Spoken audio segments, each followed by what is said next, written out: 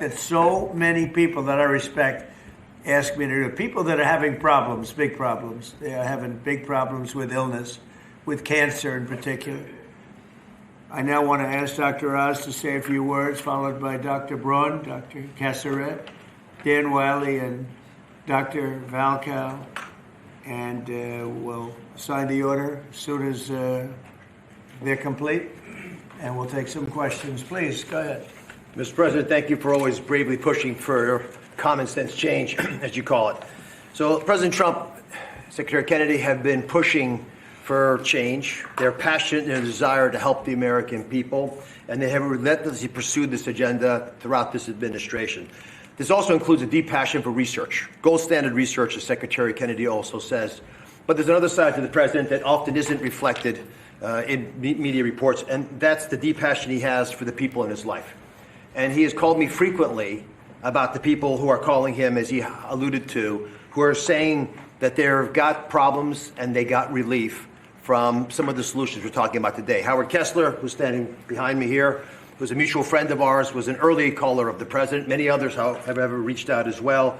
And Howard's been a passionate advocate for avoiding narcotics, especially in seniors, and particularly seniors suffering from cancer. And that's a population that is a very important one.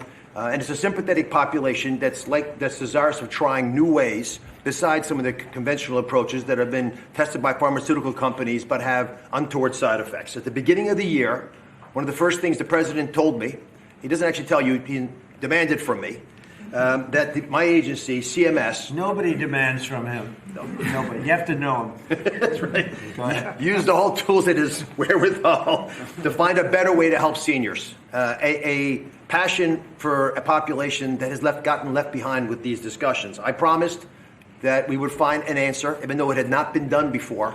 And today we are delivering on that promise. Today, our Innovation Center at CMS is announcing a new model and additional actions to give seniors access to cannabinoids. These are CBDs. They're non-addictive, which many are already using to manage pain. There's some clinical evidence that's showing that CBDs provide relief from common conditions that affect Americans, including cancer symptoms and chronic pain and a slew of other problems that affect disproportionately seniors and our veterans. And 6 in 10 people who use the CBDs report that they improve their pain. I think all of those people are calling the president, judged on the number of calls in support of what we're doing today. And sometimes these decisions are difficult, and there's a reason this hasn't happened before. And there's a reason, Mr. President, that every president before you has whiffed on this issue. It's tough. And I know there's going to be a lot of discussion about it. That's why we're so passionate about making it clear that this patchwork that we're working within now, the laws and regulations, they are leaving patients and doctors without adequate guidance on the safeguards of how to use these products, even though they're still being used. At Medicare, we cover 68 million Americans, including people under the age of 65. And they did not have a way of providing these treatments until today. With the president's insistence, that's all changes. The Innovation Center models are going to allow millions of Americans on Medicare to become eligible to receive CBD as early as April of next year, and at no charge, if their doctors recommend them. Thanks to the hard work of the entire CMS team, especially Abe Sutton and Gita Dio at the Innovation Center, the accountable care organizations in this country working in Medicare will be able to provide these products, again, at no cost to patients. Medicare Advantage insurers, and we've been calling them, are also agreeing to consider CBD to be used for the 34 million Americans that they cover. If you can hear my voice and you're over 65, you should pay attention to this executive order because it's going to touch your life. Again, this all becomes active after the first quarter of next year. These CBD products must first meet local and state quality and safety standards. They must come from legitimate sources. They must abide by other regulations of those states. With these boxes checked, patients can be eligible for up to $500 of hemp-derived products each year. This is the first government-led testing of quality and outcomes for patients across different conditions, and it delivers on the need for more data collection and research into hemp usage. CMS is going to collect data, that's our job, on the patients that are being given these products by their physicians. And in accordance with all the privacy and security regulations, we're going to analyze that data. We're going to make it publicly available to everybody to be able to analyze with us. If it shows promise, we will expand access to these products to even more conditions amongst Medicare and Medicaid beneficiaries. I want to thank not just the Secretary, but Marty McCary. We want a lot of companies who are doing this research that approach the FDA for formal approval. That is the right way to move forward. And Jay Bhattacharya, who's hiding in the back, he rarely hides, but Jay runs NIH, and he's agreed to support initiatives to study the data that we're collecting. Howard Kester, God bless you for being a pain in our sides. Mr. President, he's promised to stop calling you. But on this issue, we'll call you on other issues. And I thank you again from the bottom of my heart for taking a difficult stance. Thank you very much. Okay. Mr. President, members of the Cabinet, thank you so much for the opportunity to be here and for your leadership in rescheduling cannabis from Schedule 1 to Schedule 3. This decision will accelerate scientific research and expand what can responsibly be studied. I'm a cancer psychiatrist and medical cannabis researcher at the Dana-Farber Cancer Institute. Over the past decade, federal investment in research has helped transform cancer care. People are living longer than ever before.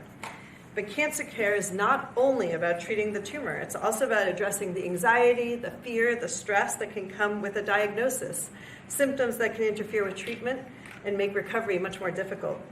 Many medications we use for acute anxiety carry significant risks, particularly in the older adults. That's why we're studying specific natural compounds found in cannabis, including the non-addictive cannabidiol, to understand whether they can safely and effectively help manage anxiety during cancer treatment. Rescheduling allows us to ask these questions rigorously about dosing, about safety, and who may benefit most. This research reflects the best of federal investment, helping people not only live longer, but live better.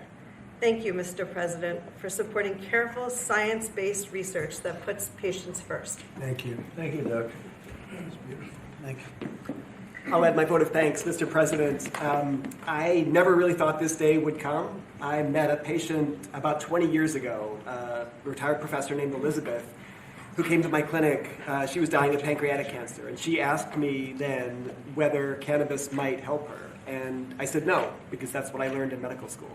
She reached into her briefcase, took out a 3-inch tall stack of articles, put them down on my desk, and said, "Really, doctor? You should read these. You might learn something." And I did read those articles, every single one, and found a bunch more. And I did learn something. I learned that there actually is some medical benefit to cannabis that I had not anticipated, never heard about in medical school. Second, I learned that there was a lot we don't know. And third, I learned it's really, really, really difficult to do high-quality, randomized controlled trials of a substance that's federally illegal. This rescheduling has the potential to change all of that and to rewrite the way that we do research related to cannabis in the United States in 3 ways. First of all, it'll democratize the research process so that all academic institutions can participate in research, not just elite academic medical centers. Number 2, it'll give patients and researchers access to highly refined, reliable sources of cannabis rather than relying on 1 or 2 sources around the country. And last but not least, it'll let us do the sorts of large-scale randomized controlled trials that we do in oncology and cardiology. Not dozens of patients, but hundreds or thousands of patients. That's how we learn. That's how we produce valuable knowledge that's useful in guiding treatment decisions. Mr. President, without you, this never would have been possible. And my patients and I and all of our families are grateful. Thank you. Thank you, Doctor, very much. Thank you very much. Mr. President, I am Dan Wiley, National Commander of the American Legion, representing 1.5 million veterans. We are the largest veterans organization. We have 2.5 million members of our American Legion family. And I want to start by thanking you for your leadership on this issue. This issue is extremely important to the American Legion, and I want to thank you on behalf of the veterans who are going to benefit from potentially the research regarding this issue. Also want to thank you for your VA Secretary, Secretary Collins, and his work on difficult veterans issues with us this past year. The VA has worked with us on our Be the One mission, which is a mission to fight the epidemic of veteran suicide. Veterans are disproportionately affected by conditions such as PTSD, TBI, depression, and chronic pain. And with this reclassification, it will allow research to be conducted with regard to cannabis. There is anecdotal evidence that cannabis benefits these conditions, and now we'll have an opportunity to see if research does prove that it is effective. And if it is so, then it'll open up a whole new method of treatment for our veterans with regard to this particular issue. And so, again, I just want to thank you for your leadership, and thank you on behalf of the American Legion for this executive order. Thank you. Such great people Thank you very much, that Mr. have President. suffered and will suffer a lot less now. You're right. Based on what I hear. Good Anybody afternoon. else, please? I'm Nora Volkov. I'm Director National Institute on Drug Abuse. And for us, the rescheduling opens the door to actually be able to accelerate the rate at which we can do research and discovery. And research is crucial in order for us to, for example, understand what may be and for whom the dangers of cannabis. Yes, cannabis can be addictive. And certainly people, adolescents and children may be the most vulnerable. But we cannot close our eyes to research and the opportunity that we are hearing from patients that for some of them, cannabis can solve their problem. And so what we need to do is do research, number one, to understand what are those conditions. Number two, in order to be able to optimally learn how to use it. And to understand, number three, who is at danger. And it is knowledge that will allow us to optimally take the benefits that may be behind cannabis, as research shows, but on the other hand, also enable us better to do prevention interventions to protect those that are most vulnerable. So thanks very much. Great job. Thank you very much. Thank you, Doctor. Bobby, do you have something to say? I'll just echo thank you, Mr. President. Thank you for your leadership and vision and finally getting to closure on this issue. This is a question, a scientific question, that has divided our country for many, many years. And there are valid claims on both sides. On one side, patients and physicians attest that cannabinoids and THC can have miraculous effects on chronic pain, on epilepsy, on PTSD, on chemotherapy-induced nausea. My friend Howard Kessler, without whom we wouldn't be here today, drove this change in the schedule.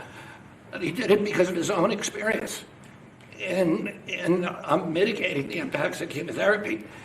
There's nothing to gain from this. He just saw something that worked for him, that worked for thousands of other Americans, and he wants to make it available to them. On the other side, there are valid claims about the negative impacts, about addiction, about psychosis, about adverse public health impacts, and impacts particularly on young people. So we haven't the evidence on all of these is anecdotal and it's hypothetical because we have not been able to do scientific studies. There is no standardized dosing. And if you don't have standardized dosing, any study that you do is comparing apples to pears. And we don't know the difference between botanicals and synthetics, and all of these questions we're now going to be able to answer. 5 administrations have promised to act on this issue. The Biden administration promised to do this, and the proposal began during the Biden administration. It got mired down in the chaos and inertia and disorganization of that. And I want to thank President Trump, who made the promise during the 2024 election that he was going to come in and solve this issue, that he was going to take decisive action, and he has kept that promise today. And so thank you, for President Trump, for your vision. And because of that, we will have answers very soon. This will finally allow us to study this issue and to answer these questions for the American people. Thank you very much, Bobby. Howard Kessler, a friend of mine, one of the most successful people in the country,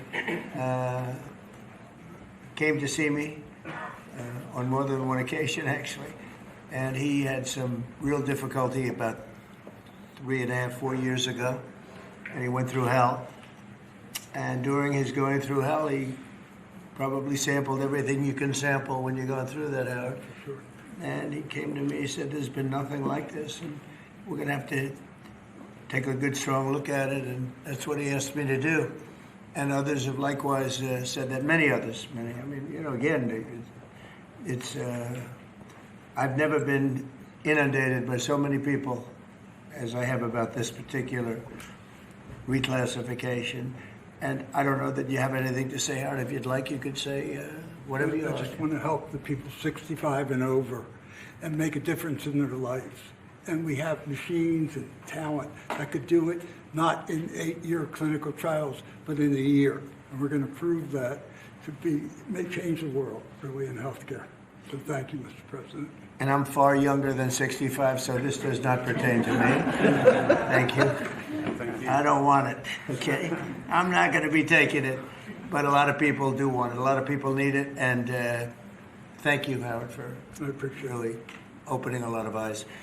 Okay, we'll sign it. We'll take some questions from the press. You can ask the doctors some questions, and it's an honor to do this.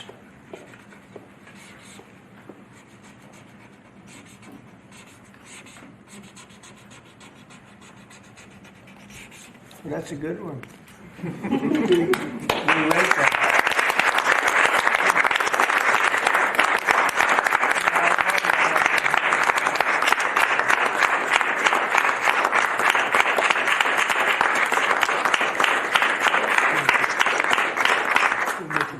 Thank you.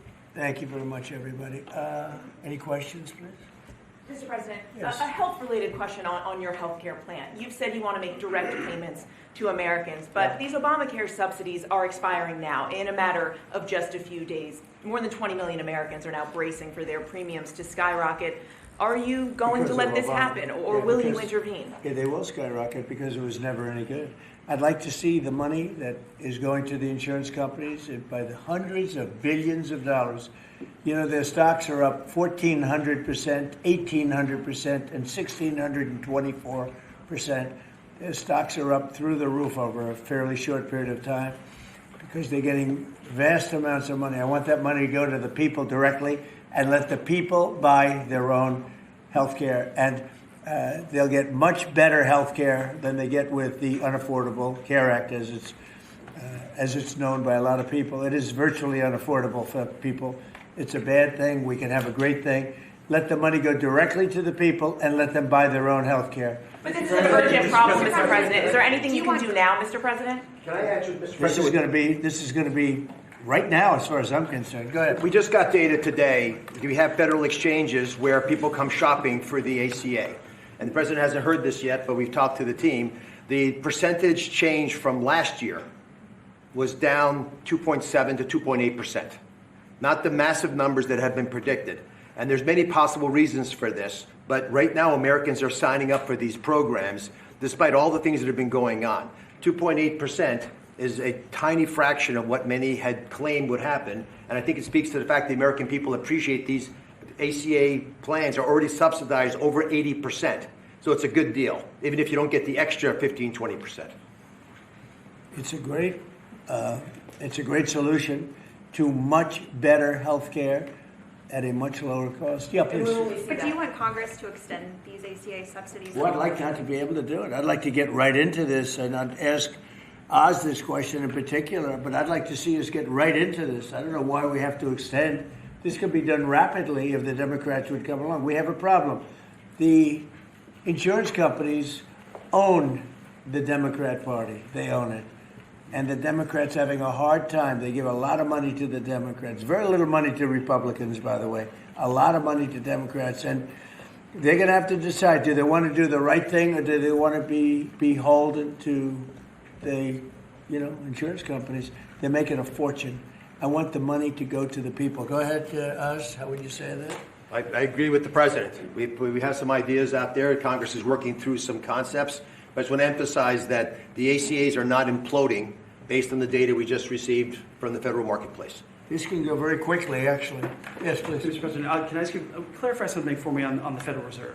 How many people are you interviewing for the Fed chairman, and what did you think of Chris Waller? I think he's great. I mean, he's been a man who's been there a long time, somebody that I was very involved with in the sense of his career, and he's a fantastic man. I met him yesterday. again, So how many people are you looking at? we're talking to 3 or 4. I think every one of them would be a good choice, honestly. So Michelle Bowman? We'll be making a decision pretty Is quick. Michelle Bowman on that list too? Are you going to interview her? She's fantastic. She's a fantastic person. Thank you, Mr. President. Some GOP lawmakers have written to you in recent days saying they're concerned this executive order could normalize drug use for youth. How would you respond to them? You're talking about this particular today? Well, I think I'd let one of the doctors respond to it because they can do it a lot better than me. But I can only tell you that when you see polls of 82% of the people want this, when I have friends that are really, really sick and they've gone through, I guess you could say, unfortunately, I don't want to become too involved in it because I don't want it happening. But these are people that really know what's going on. Very smart people. This is one of the most successful people in the country and a very brilliant guy. And when they go through this horrible ordeal of cancer or other things, and they realize that this is something that makes them feel better without all of the side effects of some of the drugs where you're just totally knocked out and out of it. But I'd like to have one of the doctors maybe respond because you people do it better than anybody. I'm happy to respond. Yes. I mean, and my answer is we have had cannabis scheduled for how long? And it hasn't protected neither the adolescents nor the adults. We have 20 million people in the United States with a cannabis use disorder. This is not legalizing it. It's making easier to do research so that we can use it when it is indicated and optimally. So it's also a big part of this is research. In other words, you'll now have a much larger sample and you'll be able to see if it's as good as many people say it is. I mean, people say it is beyond good, and you'll be able to find that out now. On housing, you talked in your address last night about housing. Yeah. Are you still considering a national emergency over housing? I'm looking at it. What would yeah, that look I'm like? looking What would at that it. mobilize? You know, there's two thoughts on housing. You have a lot of people have housing that because we have such a strong time and such a strong market, their houses are very valuable. It's a big part of their net worth, their house. I don't want to knock those numbers down because I want them to continue to have a big value for their house. At the same time, I want to make it possible for young people out there and other people to buy housing. In a way, they're at conflict. In other words, you create a lot of housing all of a sudden, and it drives the housing prices down. So I want to take care of the people that have houses that have a value to the house that they never thought possible, that have sort of made them wealthy and happy, and especially in their later years. Got to be careful with that. I want to keep them up. At the same time, I want to make it possible for people to go buy houses. Daniel, please. Mr. President, you announced the Warriors dividend Yeah. last night in your primetime speech. Very patriotic, very generous. What was the rationale and the thought process? How did you come up with the idea? What made you want to give back to Well, the troops? 1776 was easy to come up with because we're actually at 1775. The number was 1775, and I said, wow.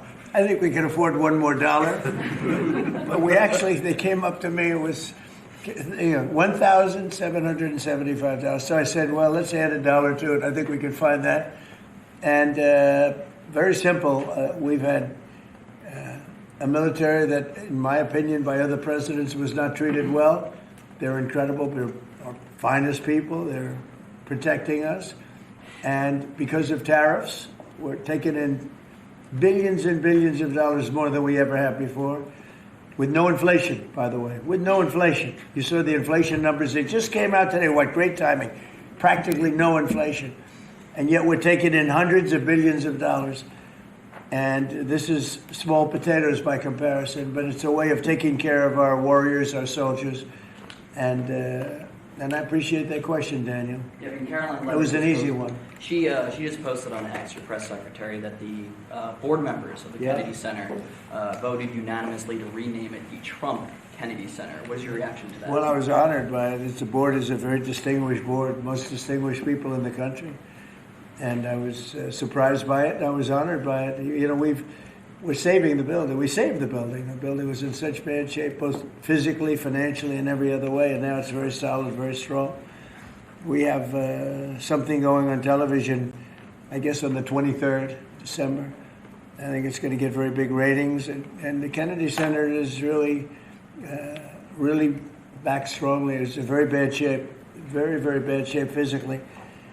And we were also to get Congress to put up a lot of money and other people to put up a lot of money. We had a lot of donors come in for record-setting numbers, so we saved the Kennedy Center, and I was really, this was brought up by one of the very distinguished board members, and they voted on it, and there's a lot of board members, and they voted unanimously, so I was very honored by it. Thank you. Mr. President, will you be seeking any authorization from Congress for any land attacks on cartels in Venezuela? For anyone? For any land attacks on drug cartels in Venezuela? I wouldn't mind telling them, but it's not a big deal. I don't have to tell them. It's been proven. But I wouldn't mind at all. I just hope they wouldn't leak it. You know, people leak it. They are politicians and they leak like a sieve. But I'd have no problem doing that. On that, Mr. President. Yes, please. Mr. President, there's a meeting this weekend on Ukraine in Florida. What are you hoping will come out of that meeting? Well, they're getting close to something, but I hope Ukraine moves quickly. I hope Ukraine moves quickly because Russia's there. And, every time they take too much time, then Russia changes their mind. 27,000 soldiers were killed last month. Think of that. What do you think of that, doctors? 27,000, it's like a half a football stadium, were killed in 1 month. And it's that way. It's anywhere between 20 and 30,000, mostly soldiers, also some people from Kiev and other places. But largely it's the soldiers. They're losing their lives. Nobody's ever said anything like it. It's the worst since World War II. And, you've heard me say I settled 8 wars, some going on for 35 years, one going on for 37, one going on for 32. And 8 wars, and I thought this would be an easier one. This is because of the animosity, the hatred. It's a little bit more difficult than we thought, but there's a chance we can get this done maybe soon. Sir. Remember that 25 to 30,000 people being killed a month, young people being killed a month. Steve, please. When do you expect to make your announcement about the new Fed chair, sir? Before the end of the year? What do you think? Over the next couple of weeks. I mean, I don't know before the end of the year, but pretty soon. And then the Rocky Mount, North Carolina tomorrow night. Tell us what your message is going to be there, sir. Say what? When you go to Rocky Mount, North Carolina tomorrow night, what's your message going to be there? Well, it's not going to be that much different from what I did last night. I mean, we've had tremendous success. We're bringing prices down. We inherited a mess. And part of what we inherited was the worst inflation in 48 years. I say history, but we had the worst inflation. It drove prices up, and now we're bringing those prices down. But I'll be talking about that. I'll be talking about the fact that we secured the border where literally nobody can come into our country illegally anymore. They came in from prisons and mental institutions and drug dealers and, a lot of bad people from all over the world. Venezuela emptied their prisons into our country. We had Tren de Aragua, which supposedly, the doctors don't know this, it's the meanest gang of them all. Okay, doctor? You don't have to know about it. You got other problems. But they let a lot of bad people in here. And so I think I'll be talking about that. I think I'll be talking about the tremendous success we have by sending the National Guard into various cities. D.C. is the ultimate example. People walk to work and they thank me all the time. People in the White House, they just walk to the White House from 10 blocks away. Before I came into office, they couldn't do that. They were getting badly hurt in many cases and beyond hurt, killed. So we were losing people. We were losing, on average, a person a week. Can you believe it? More. And now we haven't lost anybody in a long time. I consider the 2 people that got so badly hurt, the National Guard, that's a different city. That was terrorism. And probably terrorism, maybe terrorism, because they were unhappy with the tremendous success we've had, because they don't want to see this country be successful. But Washington, D.C. now is a safe, beautiful city where the restaurants are booming, the town is booming. People walk to the restaurants with their wife or their children and they have a good time. We were losing all the restaurants. We were losing our life in this. We were just the whole heritage of Washington, D.C. was down the drain, and we brought it back. And now everybody's thrilled to be here. It's the hottest. It's a part of the hottest country anywhere in the world. We become in 10 months, the hottest country anywhere in the world. And I say it all the time, we were a dead country 1.5 years ago. Do you expect to meet Prime Minister Netanyahu while you're down in Palm Beach? Yeah, he would like to see me. We haven't set it up formally, but he'd like to see me. We've had great success. Peace in the Middle East, aside from everything else. We now have peace in the Middle East. Yeah, he'll probably come to see me in Florida. The Egyptians as well? Are they coming I'd to? love to have him. El Sisi, he's a friend of mine. Yeah, I'd love to have him. Thank you very much, everybody. Thank you.